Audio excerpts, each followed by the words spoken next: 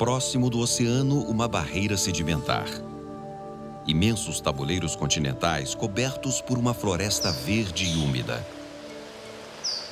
Uma fauna exuberante e pouco conhecida. Uma terra surpreendente que parece não ter fim. Após intensa exploração nos últimos séculos, esta floresta magnífica quase desapareceu por completo. Nesta expedição, conhecemos alguns dos últimos fragmentos dessas matas milenares. De córregos e rios de água avermelhada, serras repletas de cachoeiras e uma reserva criada para proteger alguns dos primatas mais raros do planeta.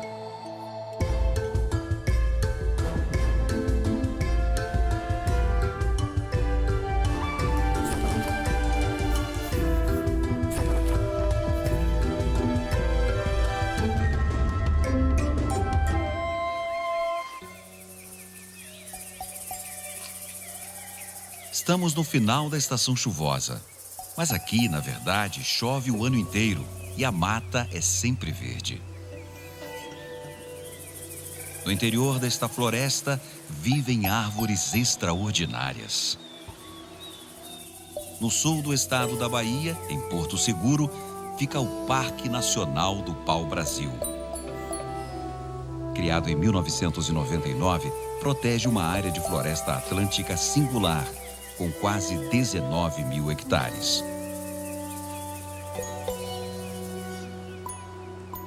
A mata de tabuleiro cobria uma extensa faixa deste litoral até meados do século passado.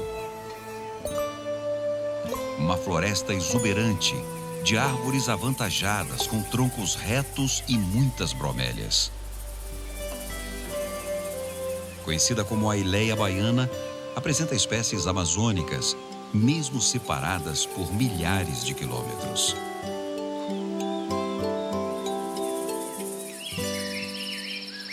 No primeiro dia, subimos até um mirante. Dali, observamos, voando por cima das copas das árvores ou pousada na ponta do galho mais alto, a andorinha serrador, uma especialista na arte de devorar insetos voadores. Descendo para os andares mais baixos da floresta, um saí-azul macho segue catando frutos.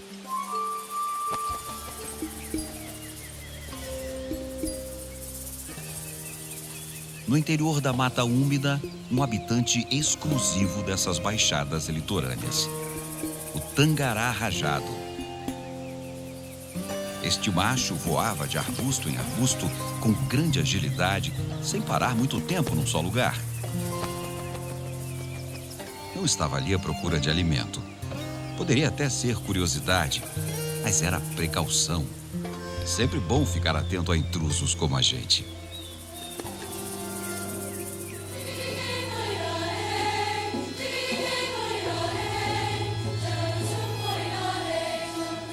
Mais adiante, passamos por árvores centenárias e pequenos córregos que descem o morro. No fundo deste vale, um pequeno rio corta a mata fechada. Num trecho rochoso desse riacho, a água construiu uma belíssima queda d'água, a Cachoeira do Jacuba.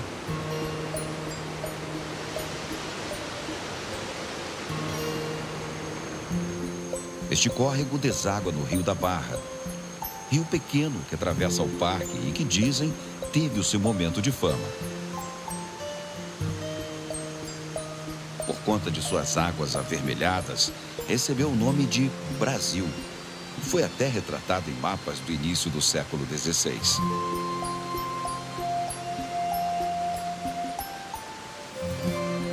Séculos depois, essa história se perdeu e o Rio do Brasil virou da Barra.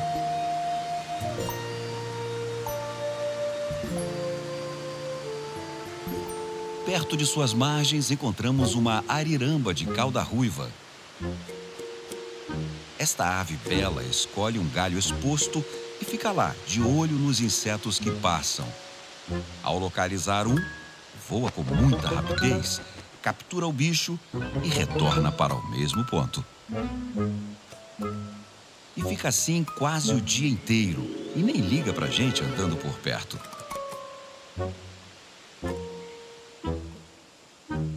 Já o garrinchão pai-avô é outra história.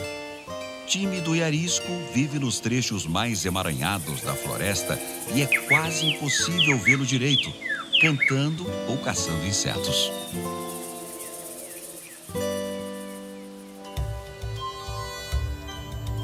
As matas de tabuleiro estão entre as mais biodiversas do mundo, apresentando centenas de espécies de árvore por hectare. Animais incríveis habitam este lugar, mas encontrá-los é sempre um desafio. Como o pintadinho. Tirando o momento da cantoria, ele é extremamente rápido e agitado e passa o dia atravessando o subbosque atrás de insetos maduros e larvas.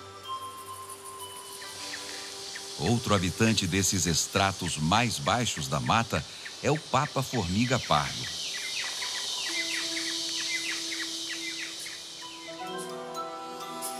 No dia seguinte, o tempo estava meio chuvoso e seguimos para outro ponto do parque. Atravessamos uma trilha quase plana, uma área com grande diversidade de espécies.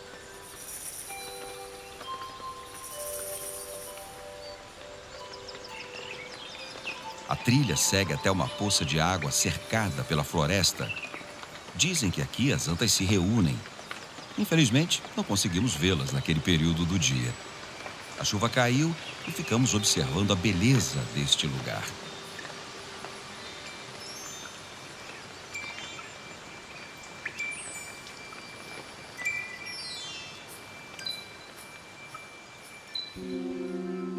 Para conhecer a fauna que se esconde nesta floresta, é preciso utilizar um equipamento especial. Com ele, revelamos a existência de várias espécies, como a onça parda, um gato mourisco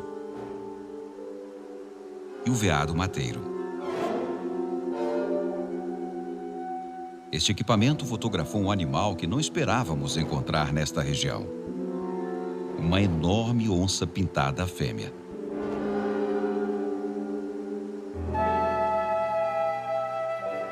Continuando a expedição, seguimos para um dos pontos mais impressionantes deste lugar. Uma área de mussununga com árvores grandes e muitas bromélias. Apesar do solo arenoso, este ambiente não é salino como a restinga e é muito mais úmido. E nele surge uma vegetação de aparência extravagante, com gigantes e seres em miniatura.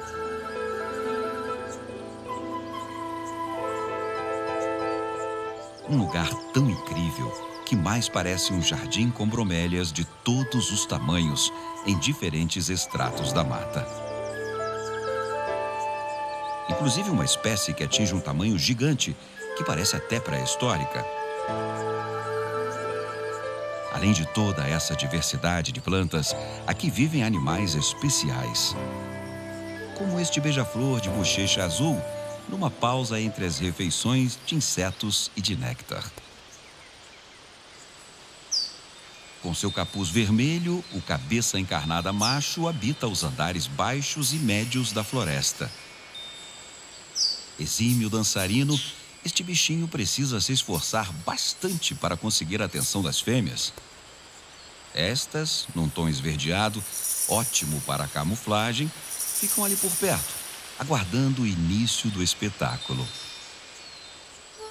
Mas hoje, pelo jeito, foi dia de folga. No final da trilha que passa por este jardim fantástico, encontramos um pequi amarelo centenário. Neste local, observamos um beija-flor de rabo rubro-branco.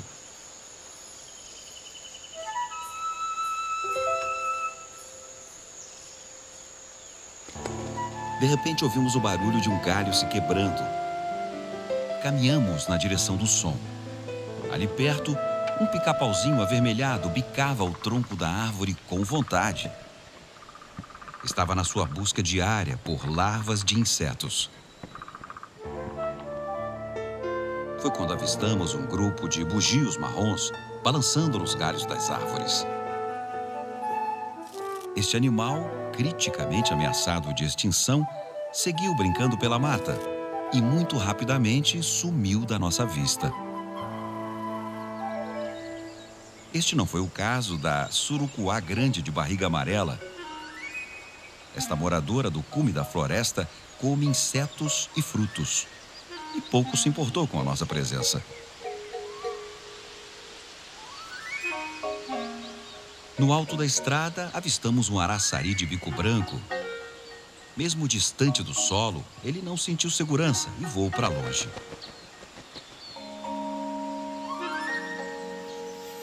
Entramos por dentro da mata em busca do ninho de uma ave fantástica. Era início da tarde e o silêncio tomava conta do ambiente. Não sabíamos se era a hora do dia ou se era respeito ou temor por esse animal poderoso. Mas o fato é que tudo estava bem quieto mesmo. Chegamos logo próximo de uma árvore monumental que se destacava em relação às outras. Lá estava o ninho da arpia, mas nele não havia ninguém. A arpia, ou gavião real, é a maior águia do mundo. Senhora dos céus das grandes florestas da América do Sul, se alimenta de animais grandes como macacos e preguiças. E precisa de grandes territórios florestados para sobreviver. Por isso, na Mata Atlântica, é um animal cada vez mais difícil de encontrar.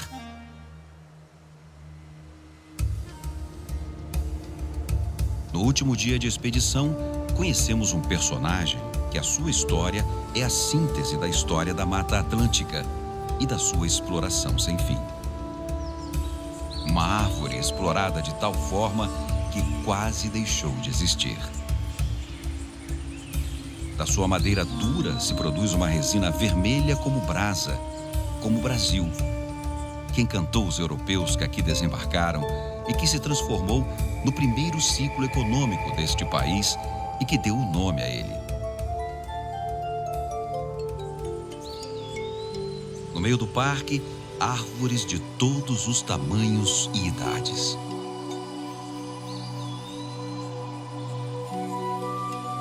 O pau-brasil, ou ibirapitanga, é uma espécie única e cresce muito lentamente. Ter espinhos na tenra idade é uma vantagem para quem precisa enfrentar uma juventude longa. Ao se tornar adulta, ganha um tronco vermelho escuro, quase impenetrável. Sua madeira é tão pesada e densa que, jogada na água, afunda. Floresce uma vez por ano, semeando o terreno ao seu redor com seus filhotes. Como ela cresce bem devagar, um tronco um pouquinho maior já denota a idade avançada. E vemos nesta floresta várias árvores centenárias. Num lugar mais escondido, encontramos uma árvore majestosa. Seu tronco chama a atenção no meio da floresta. Estávamos diante de uma árvore que, quando ela nasceu, o Império Romano tinha acabado de cair. E este mundo novo era só um sonho. Ali, na nossa frente, estava um pau-brasil com 1500 anos.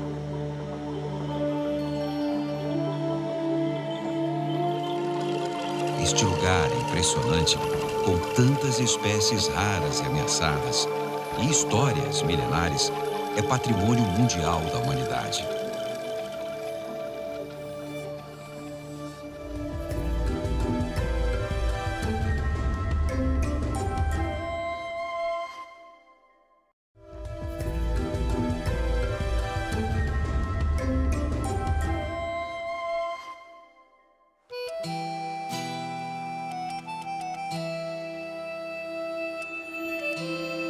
Quilômetros da costa, um conjunto de maciços antigos, alguns com mais de 1000 metros de altitude, formam as serras do Javi, dos Coatis e das Lontras.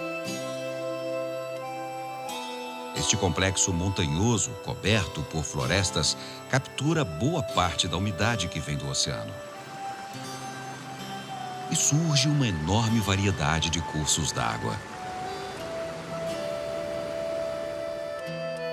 No sudeste da Bahia fica o Parque Nacional da Serra das Lontras. Criado em 2010, protege uma área de 11.000 hectares.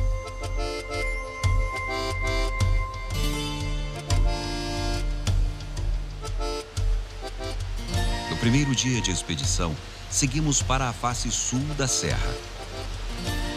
Lá encontramos o Ribeirão do Javi.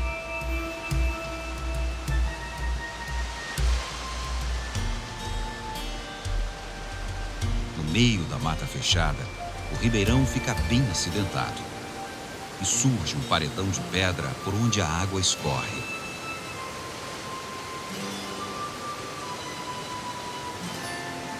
Recortando esta floresta, uma das mais belas cachoeiras da Mata Atlântica.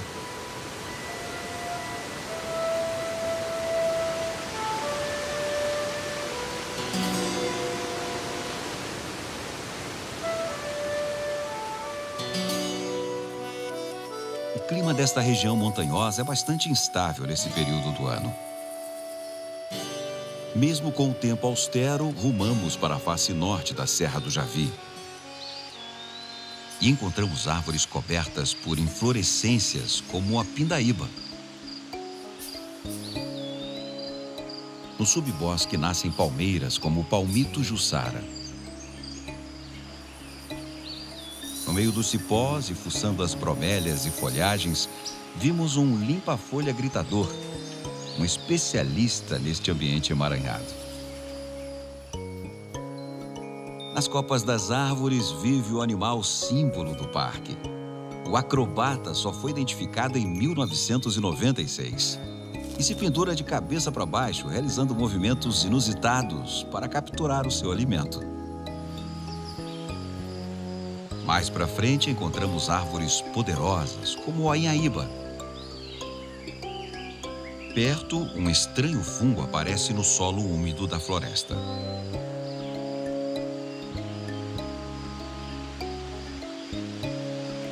Continuamos através de uma trilha escorregadia e encontramos outra árvore de grande porte, a copaíba, uma espécie conhecida pelos seus atributos medicinais.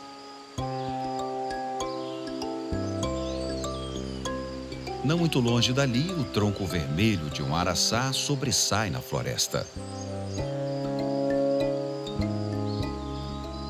No chão da mata, uma enorme diversidade de plantas com flores de todas as cores.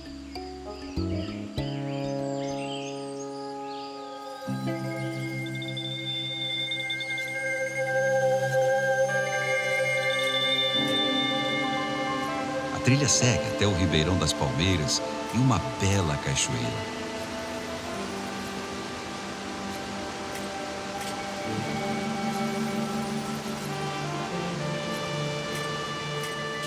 No andar mais alto desta mata, vive um animal ameaçado, exclusivo da Mata Atlântica.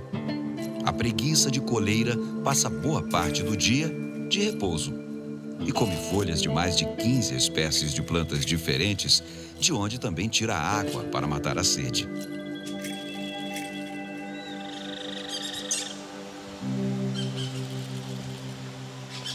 Perto do fim do dia, os pássaros se reúnem no alto das árvores, como um bando de tiribas de orelha branca.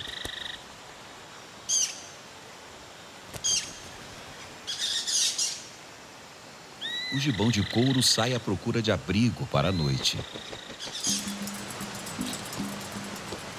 Na manhã seguinte, passamos por outro rio que desce a serra.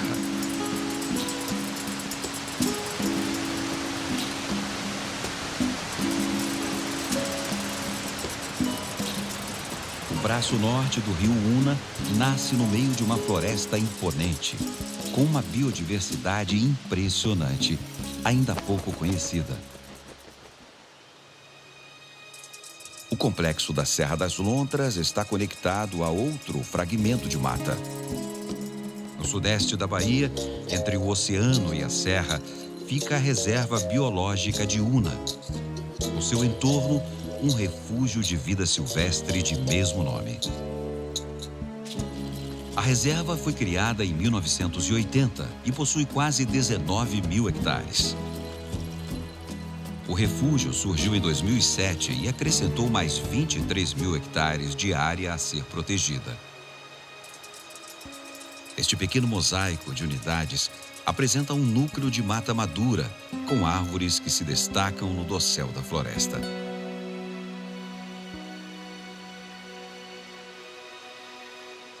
Em volta, uma grande área de mata atlântica em recuperação, pastos e plantações de seringa, cacau, entre outras.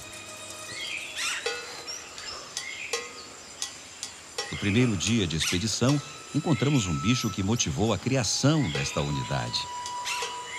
O mico-leão da cara dourada é uma espécie em perigo de extinção que ocorre somente no sul da Bahia e nordeste de Minas, e tem na reserva a sua maior população.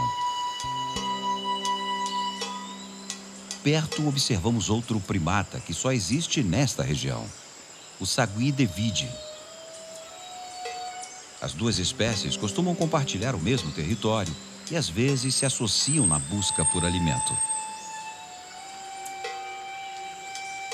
Não muito longe dali, uma ariramba de cauda ruiva.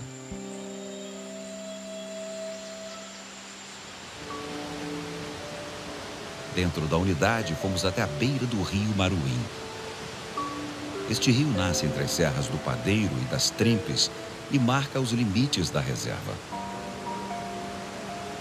Nas bordas da floresta, observamos uma espécie ameaçada. E ela estava escondida no meio dos galhos e dos cipós de uma árvore baixa. Uma jovem fêmea de ouriço preto. Se não fosse o radiotransmissor em seu pescoço, dificilmente a encontraríamos. Este roedor tem hábitos noturnos e parte do corpo é coberta por espinhos. São animais solitários, lentos e silenciosos, especializados em comer folhas. Não muito longe, encontramos outra fêmea, provavelmente a mãe da primeira. As fêmeas desta espécie dão à luz a um filhote de cada vez, e logo cedo, mãe e filha se separam.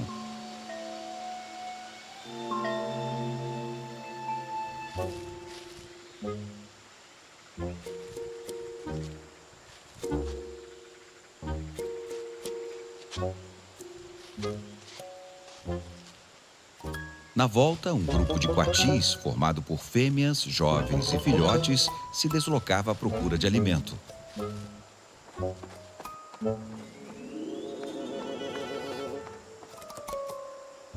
Diurnos e curiosos, aqui são ariscos e logo desapareceram na mata.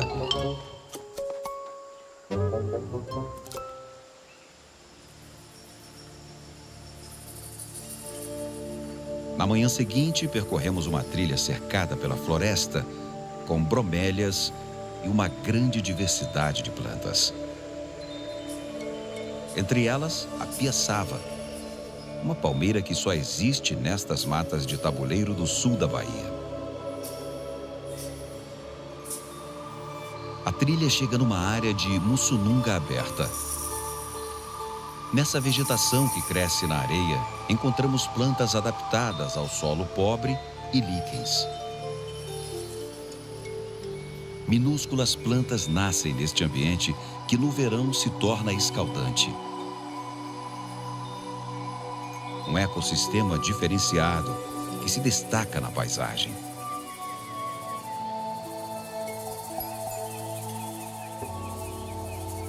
Voltamos ao local do primeiro dia da expedição. Por conta da destruição da floresta e da caça, muitos animais de grande porte desapareceram. Apesar disso, ainda encontramos espécies como o caititu, que anda sempre em bandos, e o guigó, outro primata raro e ameaçado, exclusivo destas matas. Com câmeras espalhadas pela reserva, os pesquisadores conseguiram identificar várias outras espécies, como o gato-maracajá, a irara, o tamanduá-mirim e o jupará.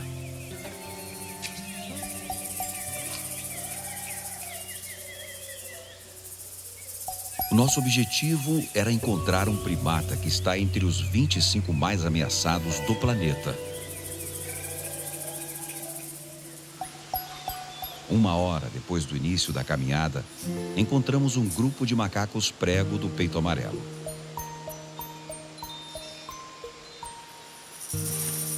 O grupo tem mais de 15 indivíduos, entre machos, fêmeas e filhotes.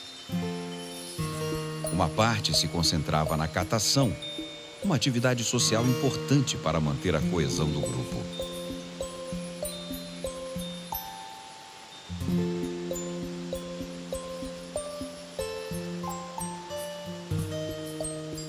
Infelizmente para nós, esse momento logo chegou ao fim. E o bando seguiu pela mata à procura de comida.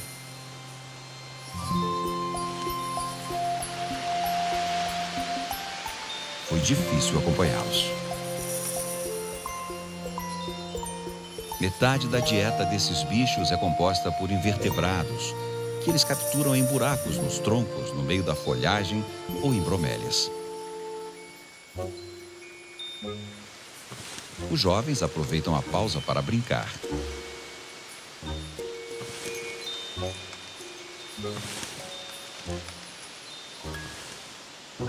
Esses macacos consideram os humanos uma ameaça. E não é à toa. Muito caçados, encontram-se hoje criticamente ameaçados de extinção. Por isso são bastante silenciosos e estão sempre atentos.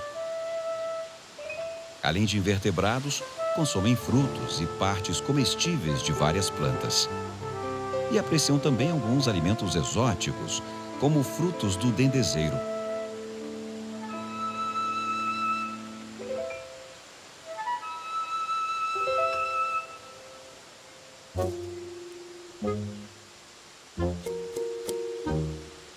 Após se fartarem com os frutos dessa planta, o grupo atravessou o rio Maruim.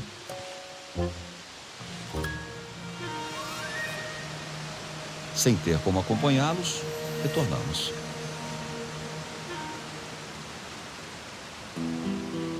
Após descer a serra e atravessar a baixada, o rio Maruim encontra o Una perto do oceano. E neste ponto, a reserva e o refúgio chegam às areias da praia. Serra das Lontras e Una formam um importante corredor de florestas e compartilham espécies ameaçadas que precisam de áreas grandes para não se tornarem extintas no futuro próximo.